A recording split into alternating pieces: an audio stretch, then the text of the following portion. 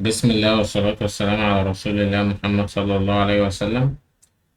هنتكلم النهاردة عن ال20 سؤال الانترميديت في الويب سايت، نفس الويب سايت. المرة اللي فاتت خدنا الأسئلة دي كان 25 سؤال في الديزاين باترن انترفيو كويستشنز في لمستوى البيجنر. المرة دي هناخد مستوى الانترميديت في 20 سؤال، والمرة الجاية هناخد المستوى الادفانسد. طيب، أول سؤال: please explain the inversion of control. Why do we use it? A common and most important design pattern in Java for interview. Don't miss this one. Inversion of control (IOC) is a design principle. Some label it a pattern as well, that helps to decouple the dependencies among components. يبقى بيساعد في إن هو يديكابل، يعني يفصل أو يعزل dependencies among components، dependencies عن المكونات. and layers in a system. In other words, it helps to remove dependencies in the code. dependency injection يبقى بيساعد في ان هو يشيل. dependency injection is a typical example of a IOC، يعني مثال نموذجي للinversion of control. طيب، هو شارح بمثال. Let's understand it with a quick example. Suppose we have two classes X and Y that are bound by a dependency such that class B uses class A. We have the code public class Y private X. عندي class Y خدت منه object من X private، وجوه الكونستراكتور بتاع ال Y خدت new instance من class A من class X. As you can see above، زي ما انت شايف فوق كده، there is a dependency، في اعتمادية between X and Y، ما بين X وما بين ايه Y. Had we followed the inversion of control principle, we would have avoided the use of new. بنحاول نتجنب كلمة new دي، ان احنا ناخد new instance for assigning value، عشان assign value to the dependent variable.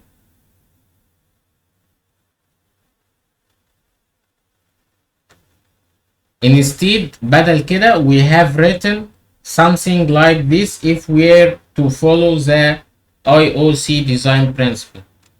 هنعمل ايه؟ هنعمل public class Y private IOCA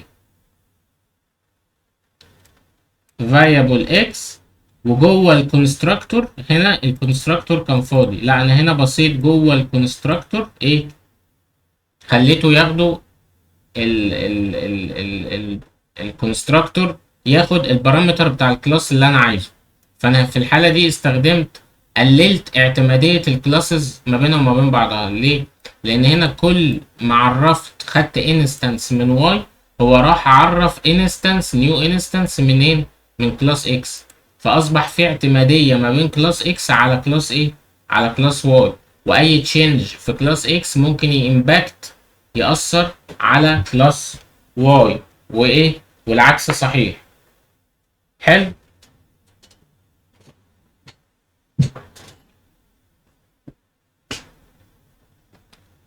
يبقى a common and most important، السؤال ده مهم جدا. inversion of control is a design principle that helps to decouple the dependencies، بيقلل او بيفصل الاعتمادية among component and layers in the system. فهنا شال اعتمادية كلاس X على كلاس ايه؟ كلاس Y. distinguish between design pattern and design principle. فرق لي ما بين الديزاين باترن والديزاين principles.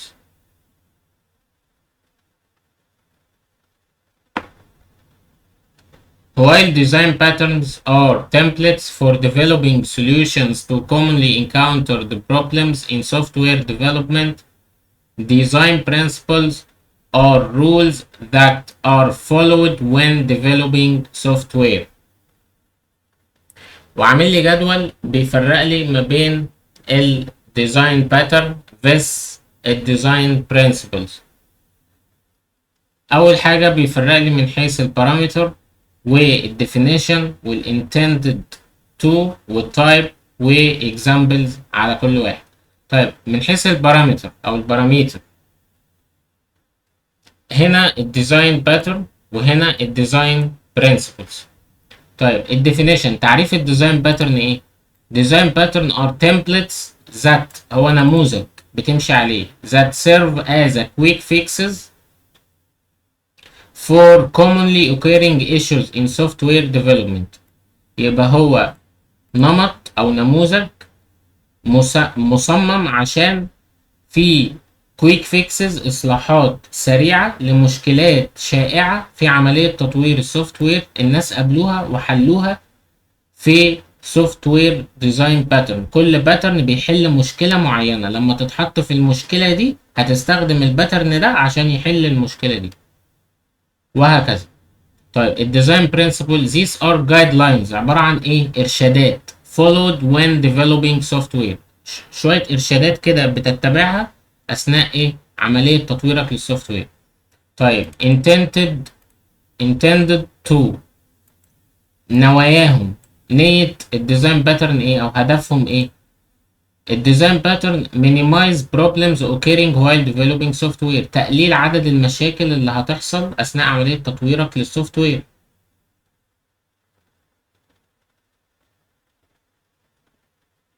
الديزاين برنسبل ensure developing robust extendable او extensible reliable and efficient software. reliable يعني موثوق، يبقى بيضمن لك انك تطور سوفت وير قوي ومتماسك وذو كفاءة وفعال واكستنسبل يعني قابل للتوسع او الامتداد. طيب tested and trusted solutions، الديزاين برنسبل general guidelines، ارشادات عامة، انما الديزاين باترن tested and trusted solution ايه؟ حلول جاهزة ومجربة وتم ايه؟ تم اختبارها واثبتت ان ايه؟ ان هي حلول كويسة. لما جم يستخدموا مثلا الفاكتوري باترن اتعمل له تيست ان هو فعلا لما بتستخدمه بيحل المشاكل اللي من النوعية اللي هو اتعمل عشان. فكل الحلول بتاعة الديزاين باترن هي ايه؟ مجربة واتعمل لها تيست بشكل كويس. انما الديزاين برنسبلز هي عبارة عن جنرال جايد لاينز، ارشادات بشكل عام. طيب امثلة على الديزاين باترن: الفاكتوري ديزاين باترن، السنجل تون باترن، الام في سي موديل فيو كنترولر، البروتوتايب ديزاين باترن. طبعا في باترنز كتير جدا. امثلة على الديزاين برنسبل: السوليد برنسبل، الاس سنجل ريسبونسبيلتي، والاوبن الاو open closed principle، والال list of substitution، والاي interface segregation، والاي والدي dependency inversion، وبعد كده dry don't repeat yourself. solid احنا اتكلمنا عنهم في بلاي ليست منفصلة، ممكن ترجع لها لو حابب تفهم ايه هي solid principles. السؤال اللي بعده explain the builder pattern، اشرح البيلدر pattern.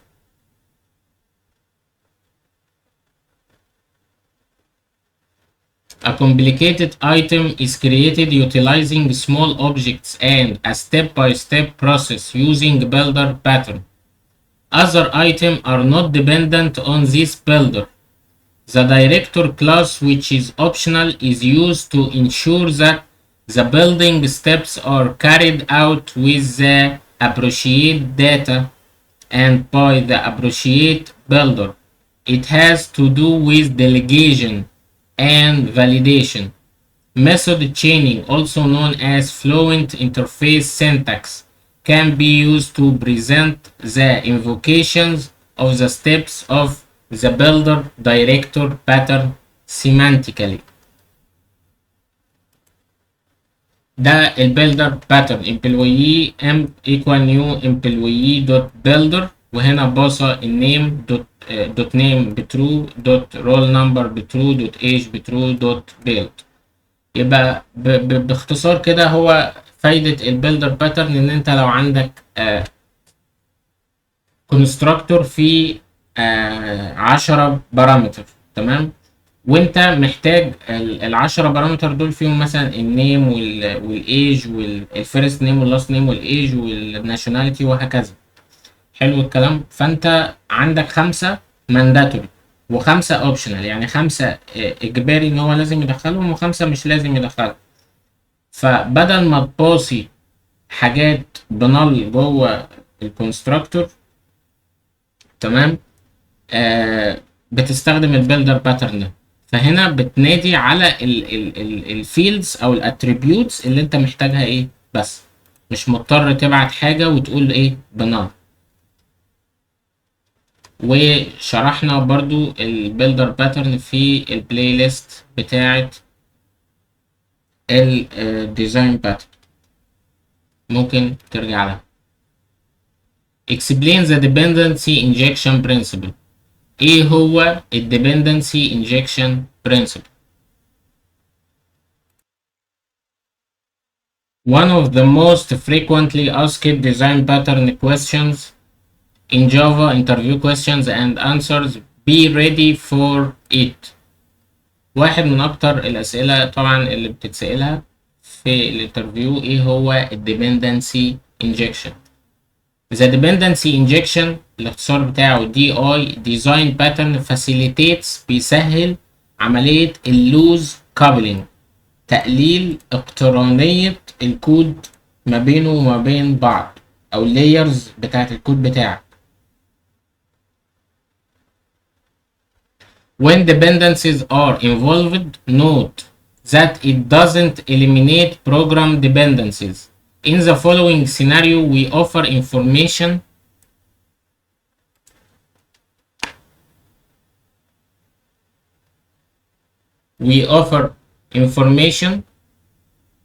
sourced from an external file such as an XML1. Our code becomes more decoupled as a result, making testing simpler. هيخلي الاختبار أبسط. Here we write the code as class اسمه student s name وجوه الكونستراكتور بسيط الستودنت نيم ده as a parameter، تمام، وجوه السيتر عملت سيتر للنيم. in the above code في الكود ده either the constructor or the setter method، يعني يا الكونستراكتور يا السيتر ميثود uses an external source، بتستخدم ايه مصدر خارجي، يعني هيتم وضع النيم من مصدر خارجي outside الكلاس ده، تمام، such as an XML file، زي مثلا هتحط النيم ده في ال XML to supply an instance of the student class، عشان تاخد instance من ال student class. فانت هنا عملت ايه loose coupling، قللت اعتمادية اللايرز ما بين السوفت وير بتاعك. طيب explain the adapter pattern. ايه هو الادابتر pattern؟ The adapter design pattern is an example of a structural design pattern that enables cooperation between، يعني بينشئ تعاون، تمام، ما بين different items، يعني ايه عناصر مختلفة. It serves as a barrier between two distinct objects، يعني بيشتغل كحاجز ما بين اتنين objects مختلفين، بمثابة حاجز بين ايه اتنين object مختلفين عن بعض. barrier حاجز في النص ما بينهم، ده الادابتر باترن، كوبري بمعنى اصح. The adapter responds to a request from one object and alters it so that it may be recognized by another object. Imagine you have an annual class، يعني تخيل عندك ايه؟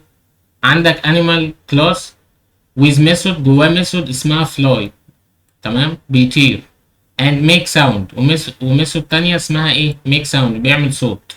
The duck class also has a squeak method. Let's say you don't have enough duck items and want to substitute، ما عندكش duck items كفاية ومحتاج ان انت تسبستيتيوت، تعوض مكان الانيمال ده. Substitute animal objects in their place. We cannot directly use animals because they implement a distinct interface despite having some functionality that is similar. Thus we shall employ the adapter pattern. في الحالة دي ايه؟ يجب علينا ان احنا نستخدم الايه؟ الادابتر pattern. In the following case, duck would be our client and animal would be the adaptee. الجافا implementation للادابتر باترن، ادي انترفيس اسمه animal، جواه التو ميثود بتوعنا الفلاي والميك ساوند. طيب imagine ان هو في كلاس اسمه sparrow يعني عصفور، بيمبلمنت الايه؟ الانترفيس اللي اسمه animal اللي عندي. حلو. وكونكريت امبلمنتيشن للانيمال ده هيعمل اوفر رايد على الفلاي وهيطلع لي، هيبرنت اوت فلاينج، وهيعمل اوفر رايد على الميك ساوند فهيعمل كريب. حلو. وبعد كده عندي انترفيس اسمه duck target interface. duck don't fly, they just make squeaking sound. ففي الحالة دي الدك مش بيطير، don't fly they just make، بيعمل ايه؟ بيعمل ساوند بس. فعندي ميثود اسمها squeak و كلاس اسمه plastic toy duck بيمبلمنت الدك.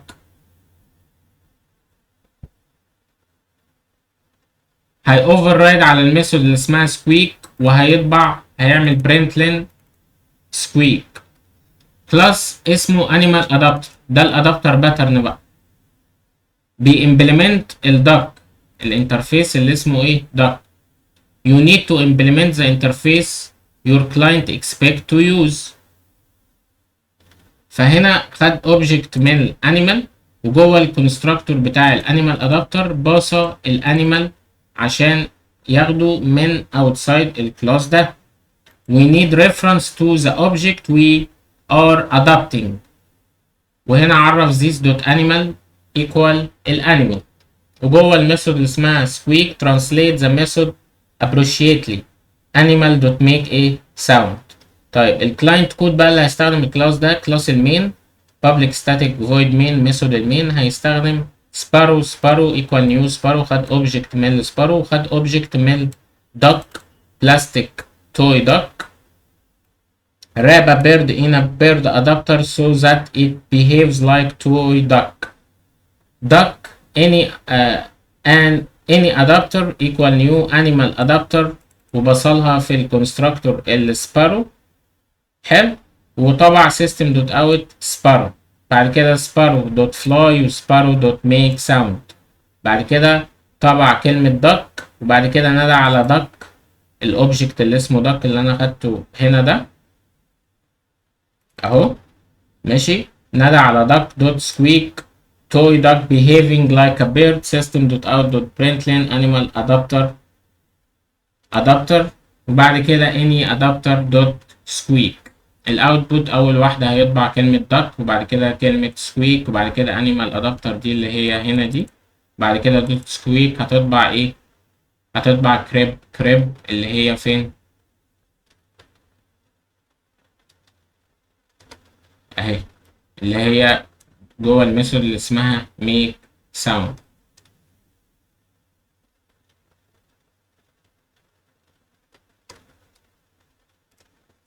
بعد كده what things should you take into account before using the fly weight design pattern. الفاكتورز that one should consider، العوامل اللي المفروض الواحد يحطها في اعتباره before using، قبل ما يستخدم الفلاي ويت pattern are the curation of object might take a lot of time and memory. بناء الاوبجكتس بتاخد وقت و بتستهلك من الذاكرة. Both intrinsic and extrinsic features can be categorized as attributes. The extrinsic characteristics، الخصائص بتاعته of the object should be made clear by the client software، لازم تبقى معمولة بشكل واضح عن طريق الكلاينت. The application should create a large number of objects، عدد كبير من الobjects. What is the observer design pattern? List some implementation of the observer design pattern. ايه هو الobserver وبعض الامبلمنتيشن للobserver ده. A stable in Java design pattern interview question for experienced. Be prepared to answer this one. When there is one to many relationship، لما بيبقى في علاقة واحد لمany between items، ما بين الايتمز وما بين بعضها، such as when a modified object needs to automatically notify. عندي object اتعدل، modified object يعني object تم تعديله، needs محتاج ان هو يأوتوماتيك بشكل تلقائي، ينوتيفاي يدي اشعار للديبندنت objects بتوعه. في objects معتمدين على الاوبجكت ده، كل ما يحصل فيه تغيير محتاج يديهم اشعار، هو ده الobserver. The observer pattern is employed. The behavioral pattern category include observer pattern. The implementation of the observer design pattern are as follows. ال HTTP session attribute listener وال even listener in swing وال HTTP session binding listener. Explain the state design pattern. When an object alters its behavior based on its internal state, the state design pattern is applied. If we need to alter an object's behavior based on its state، مبني على الستيت، الحالة بتاعت الأوبجكت ده، we may save the state as a variable in the object and use an if-else condition block to take various action according to the state. Through the implementation of context and state, the state pattern offers a methodical and decoupled way to accomplish this. Decoupled way يعني طريقة مفصولة، methodical يعني منهجي أو نظامي. For example، عندي class اسمه altered state context private mobile altered state current state، وجوه الكونستراكتور عرف النيو انستنس وعمل setter للستيت وميثود اسمها alert current state dot alert وعمل لها this، وكلاس اسمه vibration هيimplement الموبايل alert state. تمام. طيب جوه الميثود اللي اسمها alert خد الالرت ستيت كونتكست وطبع كلمة vibrate او vibration state، وعندي كلاس تاني اسمه silent بيimplement الموبايل alert state. جوه الميثود الالرت طبع ايه silent state، وده الكلاينت كود كلاس state pattern، الحالة بتاعة الموبايل دلوقتي silent ولا vibration. فخد object من ال alert state context equal new alert state context، وبعد كده نادى على state context dot alert. فأول مرة هيطبع vibration state، وبعد كده خد state context dot set state، عمل set ال state، غير الستيت الحالة بتاعت الاوبجكت، وبصاله جوه الكونستراكتور ايه از بارامتر ايه نيو سايلنت كلاس. وبعد كده ندى على state context dot alert، فهيخش على السايلنت كلاس هنا، فهي override على الميثود اللي اسمها alert، فهيطبع silent state. ادي هي في الصورة silent state.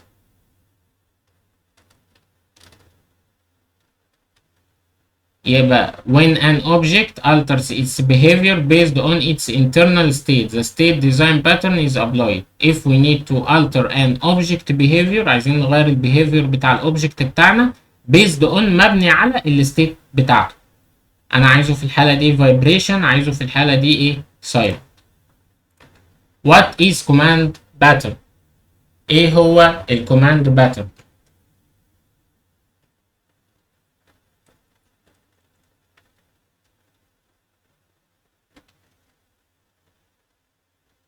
Behavioral design pattern include the command pattern under the request response model.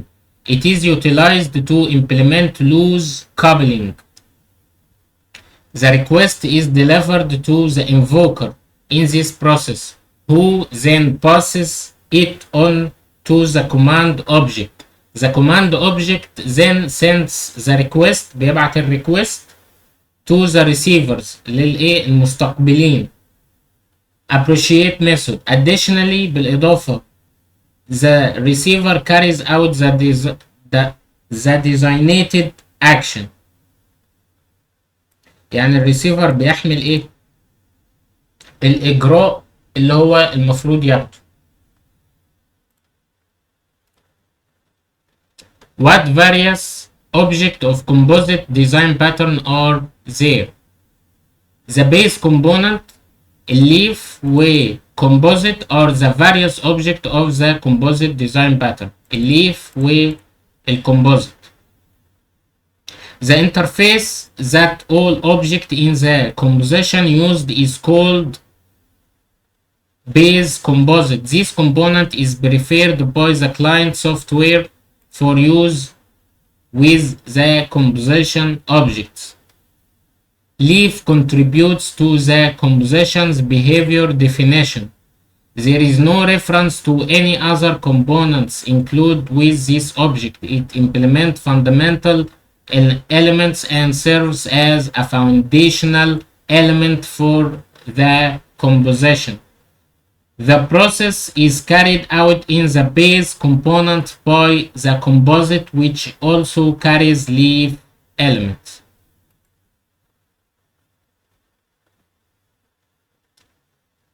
Explain the difference between algorithm and design pattern. ايه الفرق ما بين الالجوريزم والdesign pattern؟ Algorithms and design pattern both outline typical solutions to a variety of issues. الاتنين عبارة عن حلول لمجموعة من الissues، من المشاكل، مجموعة متنوعة من المشاكل. The major distinction، الفرق أو الاختلاف الجوهري أو الكبير ما بينهم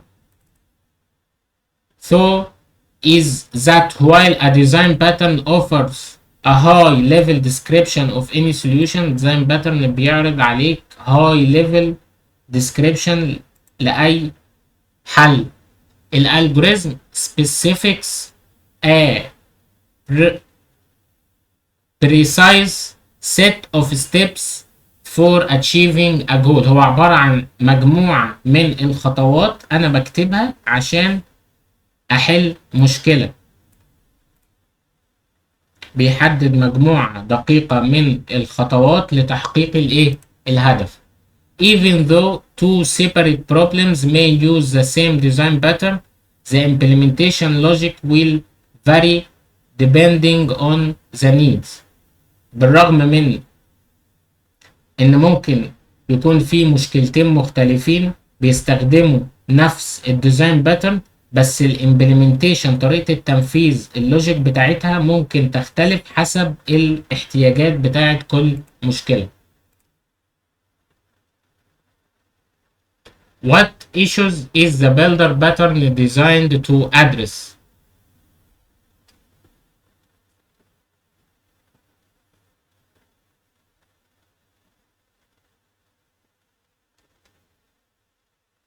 A builder pattern is a type of creational design pattern that enables you to build complex object piece by piece.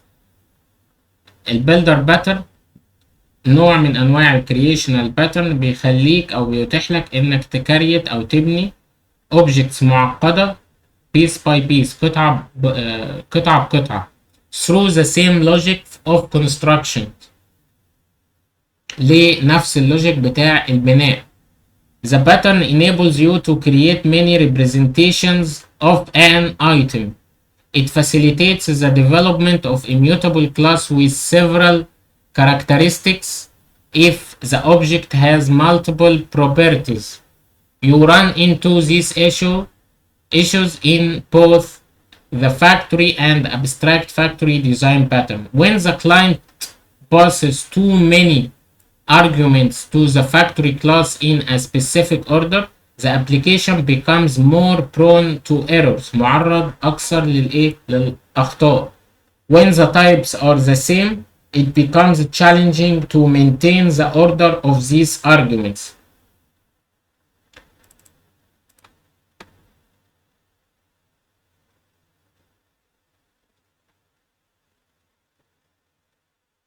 تاني حاجة التعقيد of this class will become confusing when an object creation becomes complicated due to numerous characteristics.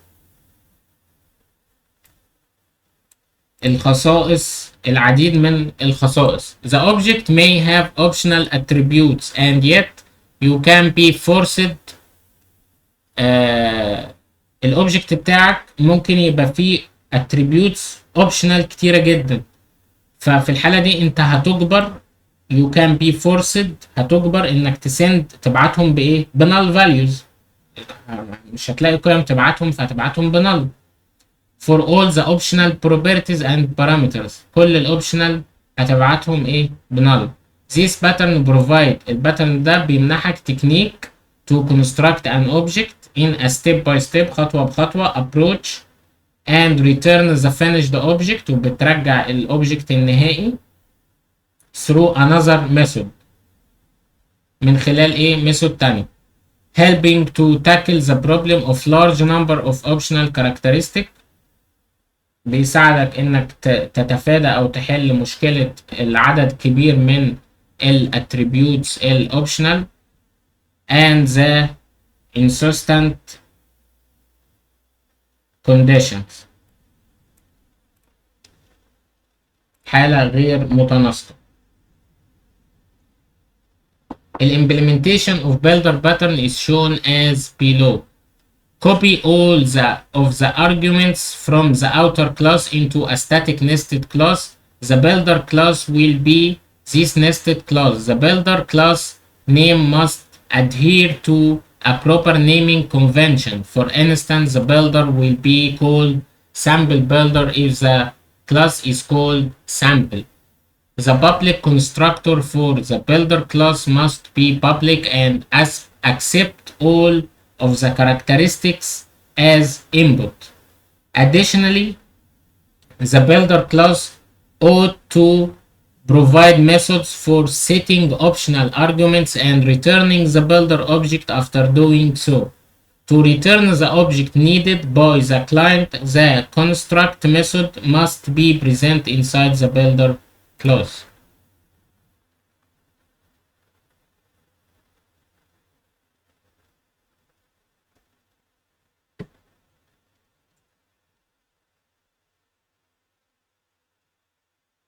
Differentiate between VO and JDO. The distinction between JDO and VO is that the former is a persistent technology that challenges entity beans in the creation of corporate applications. You can reduce Bojo الموديل بتاع plain old Java object and persist them to the database using this tool.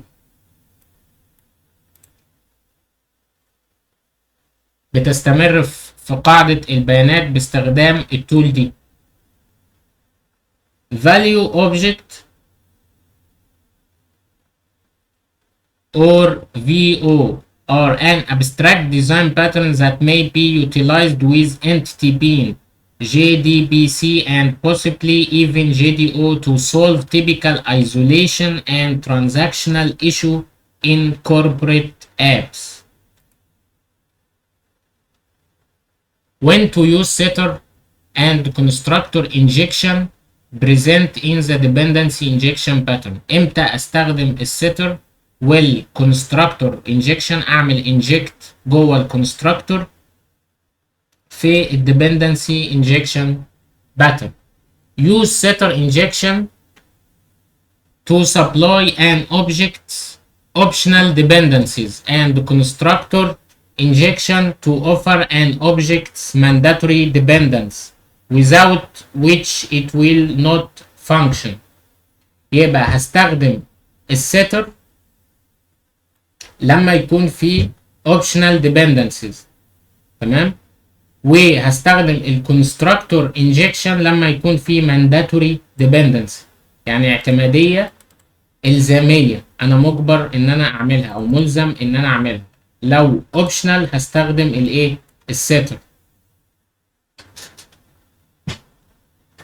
This inquiry also relates to the dependency injection design pattern and is frequently posed in relation to the Spring framework, which has now established itself as the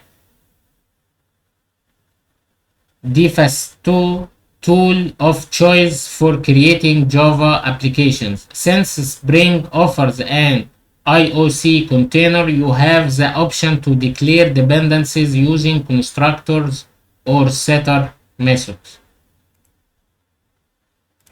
Can you create Java code that uses the producer consumer design pattern? The Java concurrency design pattern, known as a producer consumer, can be implemented in a variety of ways. If you are using Java 5, it's preferable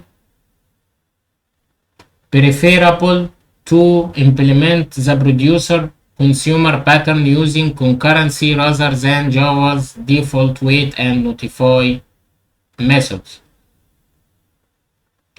هنا creating جوه المين ميثود creating shared object blocking queue خد object من blocking queue و creating producer and consumer thread.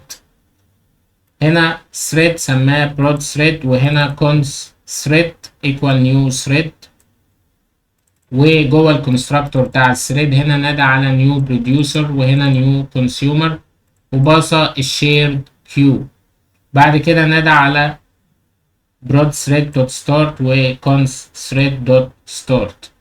producer class in Java class producer implement runnable، عرف جواه variable shared queue وجوه الكونستراكتور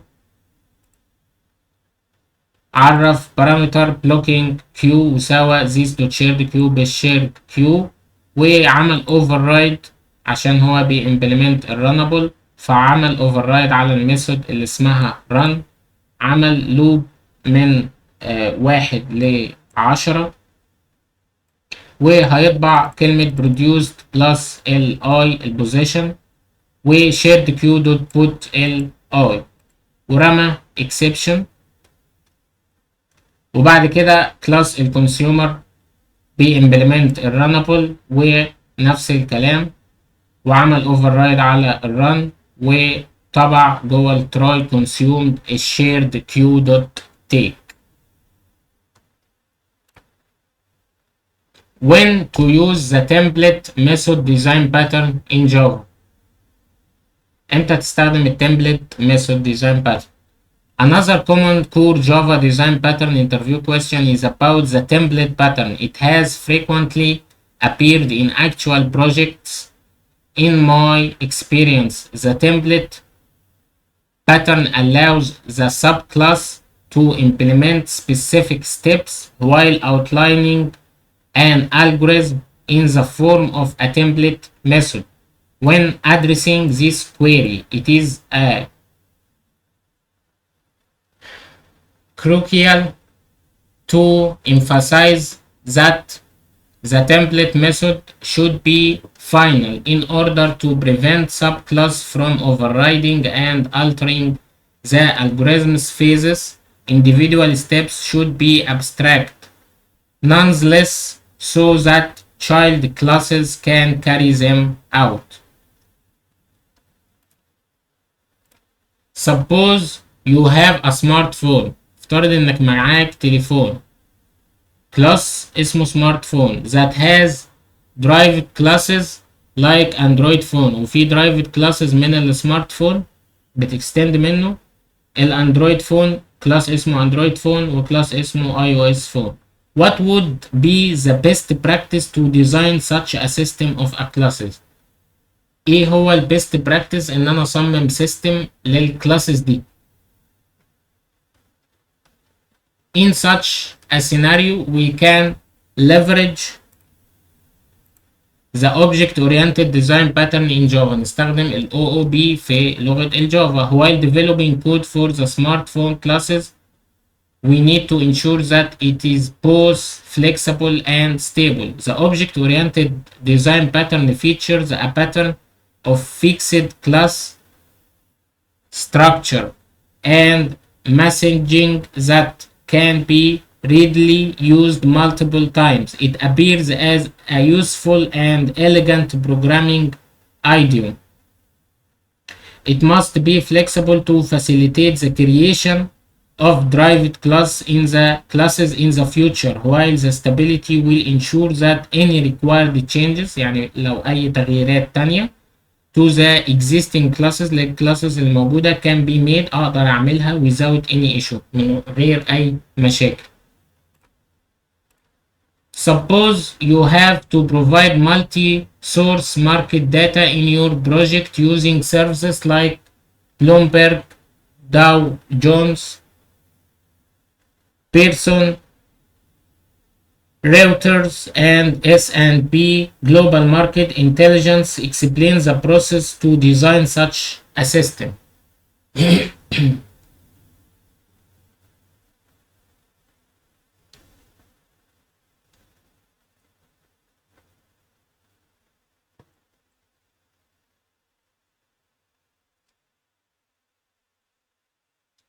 If you are involved in financial service development, then you should know how to add market data to your Java program effortlessly and efficiently بدون جهد وبكفاءة. One way to implement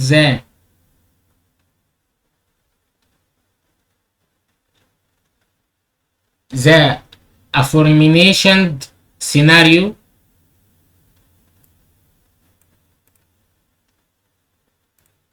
is to develop an interface. هتكريت interface that can be called market analysis. اسمه market analysis, market data or something like that، أو حاجة شبه كده.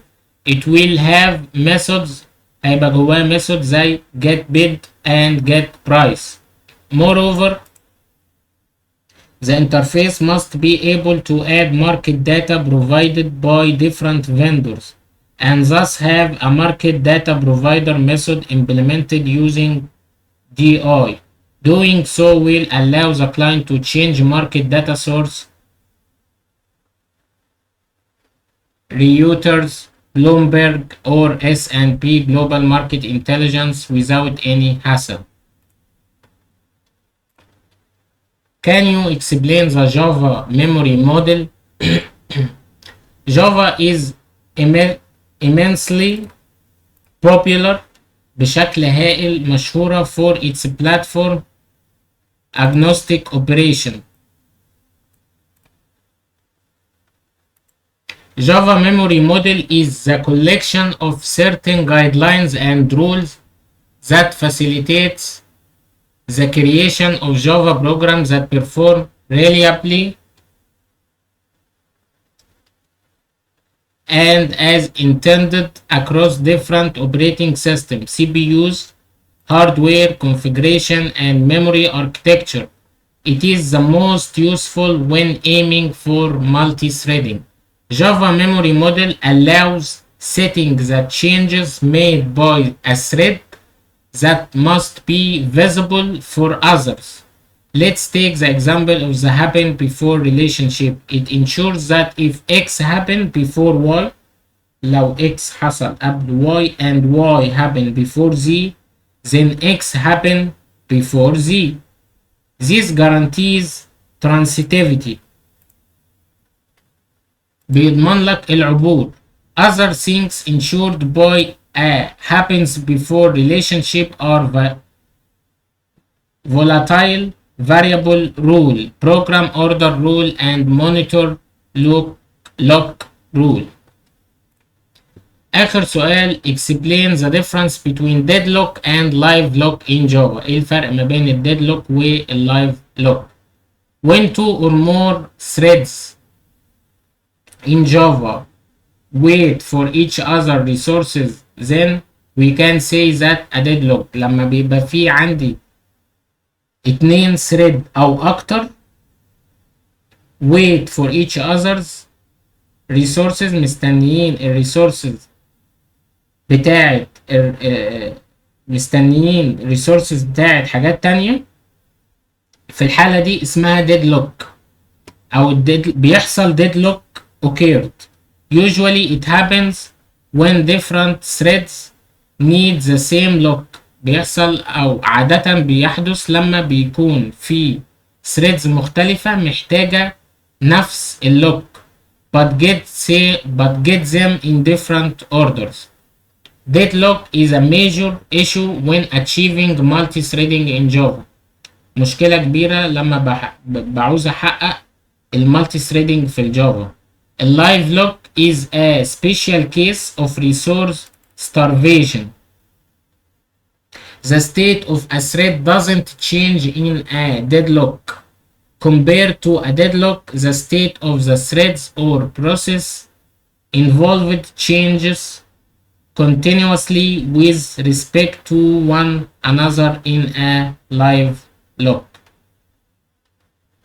بس ودول كانوا 20 سؤال للمستوى الانترميديت في الجافا ديزاين باترن. المرة الجاية هناخد الأسئلة المستوى الأدفانس.